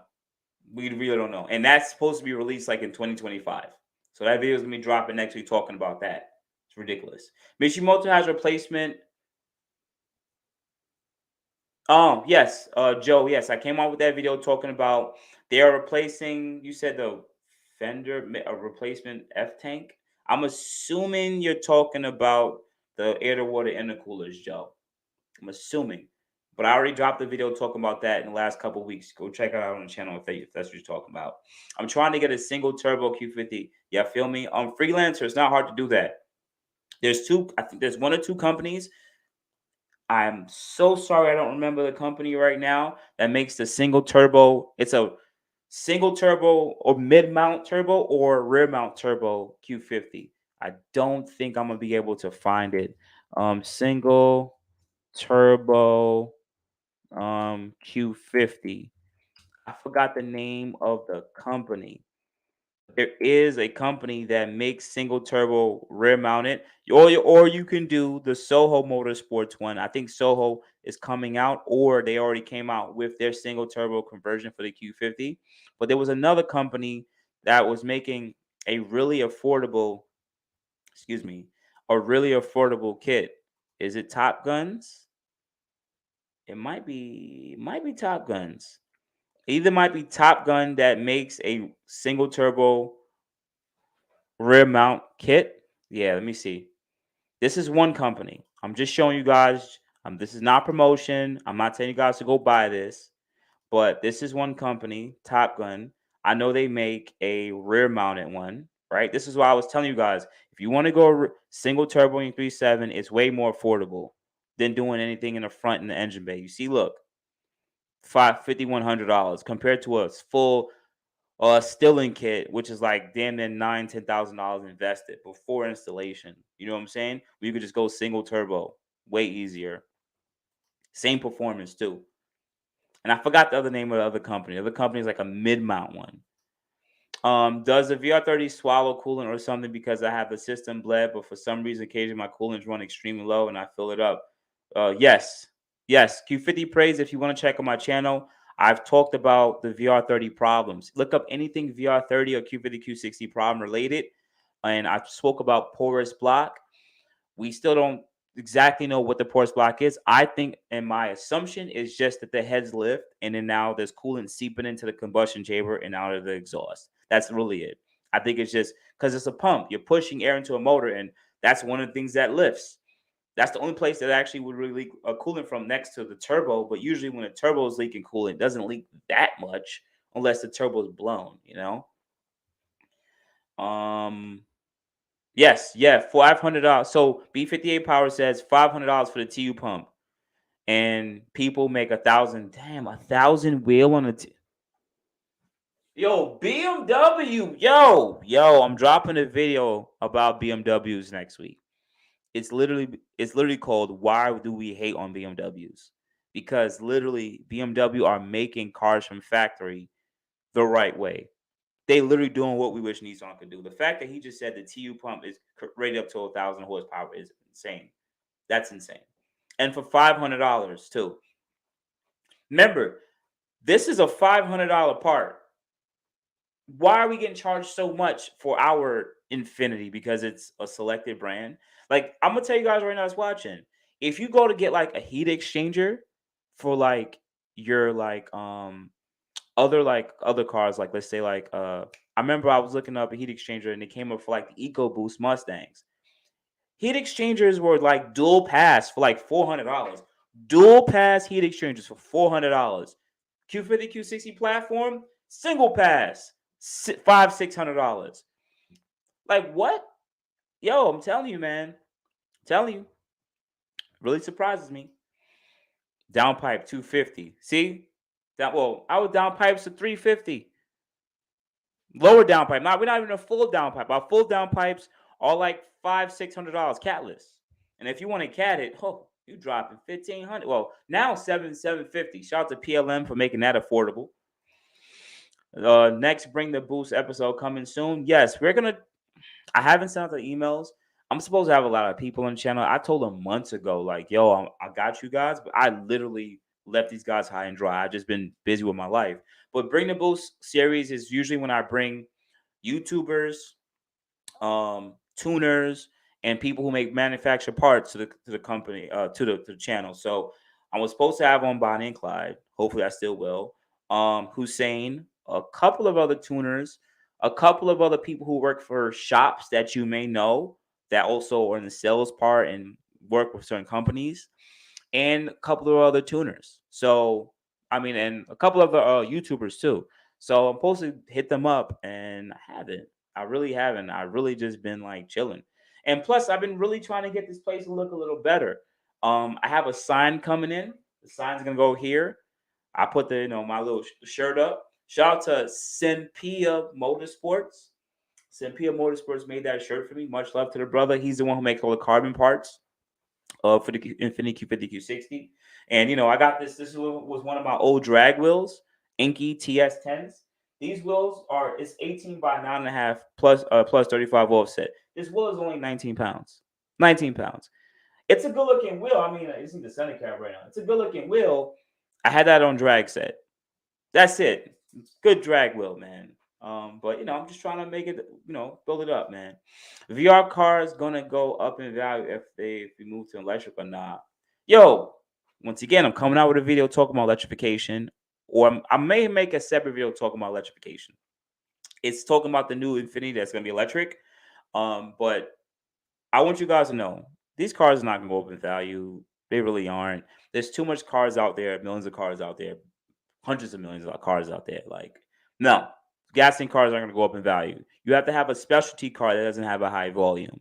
So, like, that's why like a Nismo is so expensive, like a Nismo 370, because it's a specialty car. So it would hold a lot more value than a regular 370.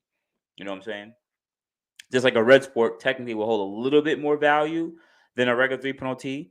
But even then, the price of a Red Sport 2016 is like the price of like a 2020 Lux, you know. Front reservoir. Okay, so I think I already answered that question. I made 675 and 640 with port injection, TU pure 85 and downpipe. Okay, so you added port injection then on that car because I guess you didn't have enough. No, that car, the B58 is DI, and you said you went with port injection for fueling only or for meth. But you would have just said meth then. If you're using port injection, that means you add in more. You just didn't want to. I would assume BMW's direct injection could deliver enough fuel for you, especially on a pure 850. Just correct me if I'm wrong. Pure 58, B58. Do you still have your Q50? No. Whoa, whoa, whoa, whoa. You're late. Dude, check the channel, man. Go through some of my old videos. I mean, some of them might be corny, but just go through it. I think I got a playlist. My Q50's been going for like 2 years. Then I got a Q60 last year, and then I sold it this year. So it's been a long time, man. But to go 700, I have to upgrade a low pressure fuel pump. Still pretty cheap, I would assume. What's good, Boost? When you gonna let me test tune my? Oh, you're the guy with the E50. Yo, hit me back up, bro. Like, if you're the guy that hit me up about the E50 versus the CC3, you gotta hit me back up, bro. Like, legit, this weekend I am working, so that ain't happening. But we are having a car meet. Shit, I gotta put a post. There's a car meet coming up July 10th. It's gonna be an Infiniti meet in supposed to be in Jersey. So maybe we might do something right around that time. But this weekend I'm working, so I'm not gonna be doing any of that stuff. Also, I'm supposed to be getting a couple of other different car guys together for a cruise. So maybe I'll definitely try to hit you guys up about that or whatever. That's if I remember, but even then. But thank you, Super Dave. I appreciate that, man. You gotta hit me up and remind me, man. I am going to forget. Amongst all those messages, oh man, I'm supposed to tap out at 10 o'clock, man. I got work in the morning. Do I really got it? For fueling, that's why you don't have to upgrade it to TU pump. Okay, cool. Have you ever seen a Cam VR30? No, I haven't. I have not seen a Cam VR30. Q50 been gone, bro. 100%. Boo said guy in my Facebook just got an LPO 6-speed rust piece for 25K from price. I told them it would be 100K in 20 years. I don't think so. This car doesn't have the prestige compared to, let's say, was it a Mark III Supra? They're like $100,000 now. 10 years ago, they were like $40,000. IPL is not going to be 100 grand. I don't see that, especially with a very generic motor like that. I don't see it. It's too easy to replicate. The car, there's nothing really that much more special about it. Just being honest with you. There hasn't been any direct injection. Oh, okay. So I apologize. I didn't know. I thought that B58s were direct injecting. Check. Oh, you said there hasn't been any direct injection injectors. Okay, so you're still on stock injectors, I would assume. Okay, 70K on IPL. Okay, cool, perfect. I live in New Jersey. Boost, love that. The hat. Where can I get one? Oh, this hat is from Racebox. You gotta hit up. Wait, Alex. This is Alex. This is Alex from Go Racebox. Hopefully this is hopefully that's Alex from the Go Racebox team or Racebox himself. Much love if that is Alex.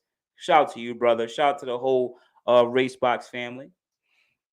That's my bad. I've been watching everything and just got a Q50 months ago. No problem, Q50 praise. Like, I appreciate. Listen, I got a lot of videos on the Q50 that are helpful too. So I'm gonna probably make a playlist. I know I have a couple playlists on like DIYs. If you go to my YouTube channel, I have like a DIY how to like put things on the cars. But I think I'm gonna make a playlist just for Q50 content, playlist for just for Q60 content, and then like one for the C63, just to make it a little bit more simpler. What is the next time you're going to All Out? I'm thinking about selling my JB4. Um, I haven't gone to All Out since 2 weeks ago. Once again, I had an issue with the C63 guys, so that video is gonna drop like the July 1st or something, or July 2nd. I had problems with the C63, so just know it ended up on a tow truck. But I don't think I'm going to All Out. Next time I'm going to All Out is because someone's gonna buy my catback exhaust. They put a deposit on it, so when they get the rest of the money, then that's the next time I'll probably go out there. But I don't know when that's gonna be. Info on the meet. Check out my IG. Please go to boostinmotion on my IG page. That's where there's going to be a car meet for the guys out in the tri-state area. It's going to be with GQ VQ, Pure VQ, and Jersey VQ. This is pretty much the tri-state Infinity guys, and they're setting up a meet, and I'm just hosting it for them. So I didn't make a YouTube video about it because honestly, we still don't know the weather. We don't know how everything's going to turn out, and it's still kind of last minute. So definitely add me at Boost Motion on IG. You'll find the info there. Why are the VQ50 so popular? I've seen a lot more of them than the 3.0. Well, because it's more affordable. The 2014, 2015 37s are way more affordable. I mean, now in this market, not as much more affordable, but before this market, bro, you can get a 2014 Q50 for 15K with like 70,000 miles. Dead serious. Like, you could get it for pretty affordable, but now they went up in price because of shortage, whatever.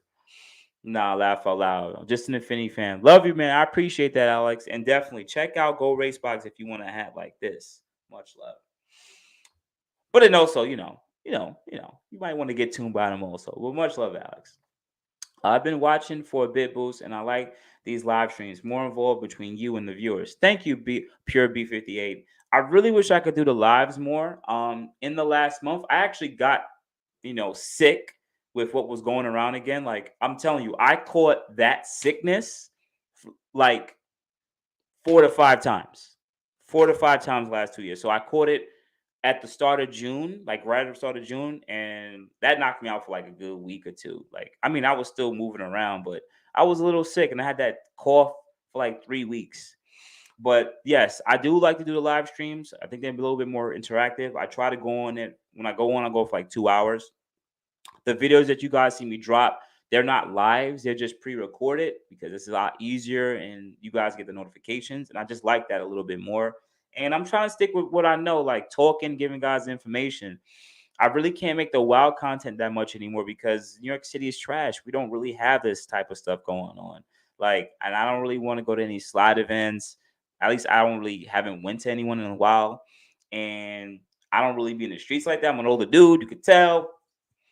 I could be, but then it's like, nah, I'm good. I'm good. But much love, Pure B58. My 2022 Q60 RS has just over 2,000 miles, and everyone says tune, heat exchanger, BMS installed as well as aim low downpipes. Nervous to tune at this point. I believe the 2022s are already unlocked.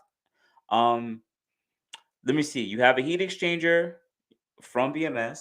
You also have AMS lower downpipes and AMS a BMS intakes. Mm, I don't really like the intakes. I would say take those off. I would say go back to OEM or some kind of closed one. But if you really like the sound, stick with them. I don't really recommend tuning yet. Just lower downpipes without a catback exhaust. He's gonna max out. You're gonna max out on how much psi you can run. So he's gonna give whoever tunes, he or she gonna tune you. They're gonna give you more of a conservative tune because there's just too much back pressure. The catback exhaust is just too thin. It's like 1.75 inches. It's terrible. So I would recommend just holding off on the tuning for now. Find a catback exhaust of your choosing. And then once you get that catback exhaust, then move on to tuning. Take your time, man. You got an RS. All right. Shout out to Joe. Much appreciative. Thank you so much for the $10 super chat. Much love. If you want to donate to the channel, you could do it through the YouTube app. Or if you want to also donate directly to me, you can donate at money sign boost in motion. That's my cash app. Money sign boost in motion. Pretty much my YouTube name if you would like to donate. I'm gonna answer a couple more questions. I don't know. I've been seeing more 3.0 recently, but I don't feel so alone now. Okay, that's actually true. I got a 2016 Q50 for 20K, 56K clean title. That's actually good. That's a good price. 20K for 2016 is pretty good. 56K. Because right now, if you went to go to a dealer for 2016, they probably want like 25, 26, almost $30,000. It's insane. Keep doing your thing, bro. The channel came a long way and still elevated and been supporting the movement for years, 5 years counting. I appreciate that 305. Much love, man. Much love. I like when OGs walk up in here like, oh, Boost, I've been banging with you since you had the black Q50 in shitty videos. I was like, oh, man, shit. I forgot I had a black Q50, man. Much love. I appreciate that, brother. Heat, do you use edit? I need good editing software. I use Pro Power Director or Pro Edit. Let me double check what the hell it. I want to tell you, I use Power Director to edit my videos. At Pure B58, I use Power Director. Yeah, Power Director. It's one of the easiest ones that I found to use. I can use on a phone or a computer. There are other ways of editing, like on your iPhone or something like that, but I just use Power Director, and because I don't do anything crazy, I don't need to do crazy amount of effects and all this other beautiful stuff. Like it's a lot more simpler for me. Uh, Boost, how often do you hear about Q50s?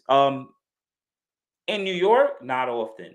Usually, people in New York or tri-state area, it's usually a scam. They're like, "Yo, like I can't make the payment."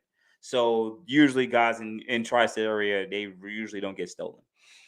But in Miami, yo, I'm telling you right now, if you in South Florida, your Q50 is going to get stolen. Like they're gonna walk up to your car, relearn it, and drive away with it. Like they are that is one of the places I think they've been stealing Q50, Q60s like crazy, or any other car that uses, these keys, these touchless keys. So honestly, just in southern Florida, Miami area, that's where I've been hearing it. What's wrong with BMS intakes? I'm just not a fan of the open intake system, even though this air goes into a turbo and get compressed and gets hotter, cooler air doesn't really matter as much. I just don't like the open air engine bay thing. I just don't. I like with a closed system. It's a little bit quieter. It looks a little bit more needed personally. That's my own personal preference. How much more power would a sport model make with lower downpipes, catback exhaust, and JB4 map 2 to DAT5? Well, if you're just a regular sport model, you're only making like you're not making much. Maybe 350, 5 psi, maybe 350 will. That's pretty much it. Like 350 will, 360 close because you're running like close to red sport territory. So 350, 360 will on 91 and 93 on 5 psi. It's nothing crazy. It's just light. You're chilling. You got low down pipe and catback. Remember the low down pipe and catback just allows you to run higher, has makes the turbo spool up a little quicker and hold psi a lot better. That's really all it does. They don't move without the transmitter, so they really get stolen. Okay, cool. I live in Miami. So 305 might know what I'm talking about. I'm trying to get a 2016 Q50. Do you recommend a hybrid or normal 3.7 version? I have a video, Pablo, talking about all the makes and models. Shit. I think it says what Q50 to buy, Boost Motion, what Q50 to buy. I think that's the name of it. But I went through every single model, 2.0T, 3.0T, hybrid. What I would say is quickly, you're trying to get a 2016 or 3.7 version. Well, shit. I think 2016 they still made hybrids, I believe. So if you want a 2016 hybrid or 3.7, the only downfall I would say with getting my personal impression with getting a hybrid is this. One, there's no rear folding seats. So you have less trunk space and you can't drop the rear seats. Two, there's an on and off feature, auto stop feature. I believe they might have made a module for it, but just coming to stoplights and that thing turning off pisses me off. Three, there's no tuning. You cannot tune the hybrid. You can still put on intakes, high flow cat to catback exhaust, lower it, do all the other stuff to it, but there's no tuning. So that's pretty much the three downfalls I would have with the hybrid. That's really it. But nonetheless, if I had to choose, if I was gonna hop back in the Q50 out of those two cars, I would actually get a hybrid because I've always wanted to get one. Because I wouldn't try to make the car fast. I would just go more for looks. I'll probably go with like a 2018 front bumper and have the car just look sexy and clean and have great gas mileage. Laugh aloud, me too. I'm in the market to get one. All right, cool. They use range extenders. Oh yeah. Oh shit. Damn. And tow trucks it takes. So range extenders are crazy. So briefly, range extenders pretty much can pick up the signal of your key from your house. So if you park your car right in your driveway, some people have driveways. I live in New York City. I don't have a driveway. And they can actually bounce the signal from the key to the range extender to the car and unlock it. Fucking insane. Do you see? Do you want? Okay, yeah. Yes. TX Q50S. Yes. Someone brought this up about an hour ago. Yes, there is a new heat exchanger on the market from Z1 Motorsports. Z1 doesn't really like me because I say some things sometimes, and I'm gonna say it on video. I don't believe that they should have painted it black. I know they have engineers. I know they probably tested and said painting it black or leaving it raw still doesn't make any difference. But I remember reading in other articles that when you go with painted black parts that get hot or have heat, they retain heat a lot more because of the coating and because it's black. So, of course, heat goes towards something dark, not light. So I like how it looks. I like how it looks, but they shouldn't have painted it black. It looks like it's for a very fair price too. So I can't go wrong with that. All right. After what you said about the hybrid in the video, it's for sure it's not worth to get the hybrid. Well, once again, if you're looking for performance, of course you wouldn't want to get into a hybrid, but I think the hybrid does everything else. Not gonna lie. Yo, Cody, what's going on, brother? I have not seen you in a while. Cody, what's going on, man? I have not seen you in a while. What's going on?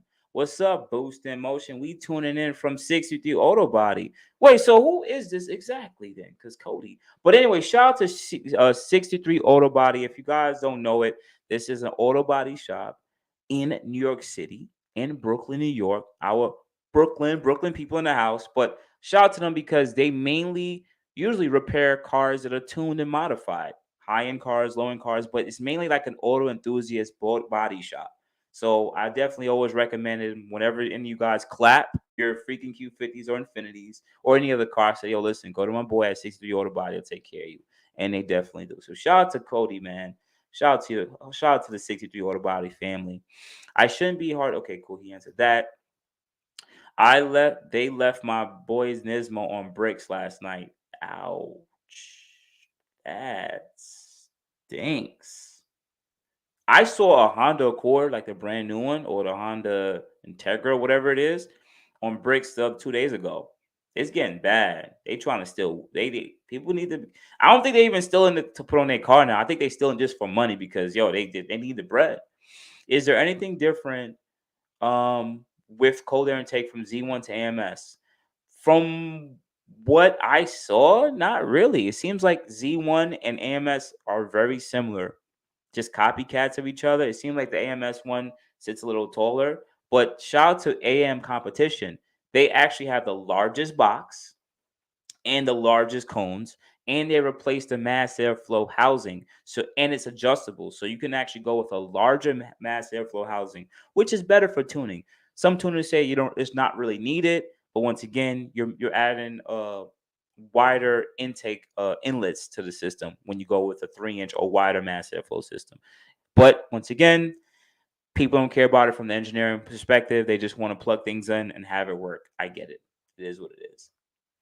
I'm putting my key in the LED box. I think they sell certain keychain things for your key now, which pretty much prevents any radio signal from leaving out of it. I always wanted to do. You can also do that with like your phones and stuff too, so that you don't get like radiation and stuff.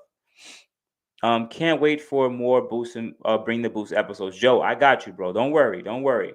I'm gonna tap out soon. I'm probably gonna tap out in the next 10 minutes. No, I'll wait for the whole battery cost. Is it worth buying the Red Sport 2018 in today's market? To be honest with you,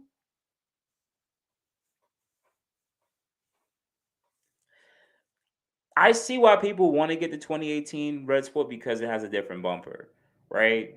But honestly, just get the 2016. If you can get the 2016 for like 5, 10K cheaper, just get that one. It's the same car, bro. Like interior is literally the same features. Like you really don't really have that much difference when it comes to things, other than the newer steering wheel. I get it, and a newer bumper, but and the rear looks a little different. But in this market, it's expensive, bro. It's literally like if you want one, depending on the mileage, it's probably gonna be like almost 40 grand depending on the mileage. That's expensive. I really wouldn't. I would just cop an older one, spend 350 on the front bumper, get it painted, throw that on. That's the 2018 front bumper. Leave the rear bumper, the 2018 taillights, and you good to go, bro. Like I wouldn't even kill myself about it. Great man, thanks. Also looking for problem 2016. Haven't found much. Yeah, you're not gonna find hybrid. Hybrids don't really have much of an issue. The only thing I still haven't found out, what I can tell you is this: the price of the hybrid battery is expensive. I actually should Google that right now. I know it was expensive. I actually had it on one of my last videos. The hybrid battery, Q50 hybrid battery. Yo, it's expensive. That battery goes bad, bro. It's freaking expensive. Wow, I would like to get battery replacement costs, or I want to find it from Infinity. Um, it's like Infinity sell price. All right, I can't find it, but they do sell them on the used market for about 1,100 to $2,000. That is how much the battery costs on the used market. But I think I believe it's like 5 grand. I think it's 5 to 6 grand if the battery goes bad. So always remember, you're buying a 2014, 2015, 2016. Battery life could be 6 to 10 years or 8 to 10 years. So just know, longevity wise, you're gonna have to replace that battery at one point. Do you know of any other red flags while buying? Not really. Not really. I mean, you said you want a 3.7. They don't make a 3.7 in 2016, so that's a dub. But the hybrid, I think they still made that in 2016. So honestly, I don't really know too much more issues with that because the VQ35 is a pretty reliable motor too. I'm gonna have to put in 2 kill switches in the tracker to get on these boxes, kill range extenders. Yeah, they've been doing this stuff.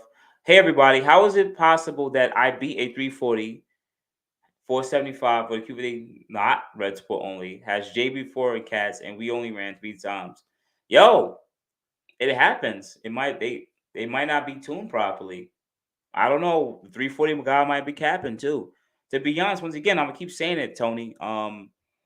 B58s and VR3s are very similar mod for mod up until like upgrading turbos to like a larger housing turbo. So it could happen, man. Stay blessed, man. I appreciate you, 305. I'm about to tap out soon, guys. Good night, Boost. I appreciate you too, man.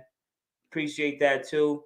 Yeah, I called today and they told me 15K here, Mexico. So not flipping a coin on the hybrid. 15K? Wow. Okay. All right. I think I'm gonna tap out, man. Let me give you guys like another minute if you guys got any questions. But I will be tapping out. Thank you for anybody who donated to the super chat. Much love to you guys. Much love. Thank you for the $10 super chat. I think I missed some people's question. Oh, Freelancer Pack said, how do you feel about the Valvetronic mufflers? Also, where can I get one of them fire ass t-shirts? Shout out to Freelancer Pack. I have no problem with the Valvetronic mufflers.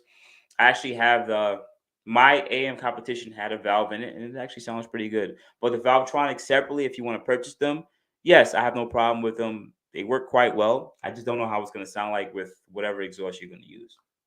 And if you're talking about this T-shirt was made by Senpia Motorsports. So if you want one of these T-shirts, just hit me up at Boost in Motion on IG, and I'll send you his IG, and he'll probably I'll just send you his link directly, and I know he can get it done for you.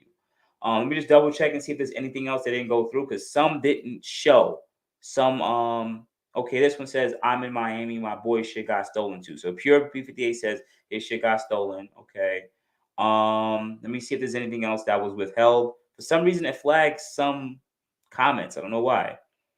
This one got OG Ryan said stock heat exchanger is shit. It's tiny, so I can believe you get heat so quick. All right, cool. And yep. All right. Let me see if there's any other questions.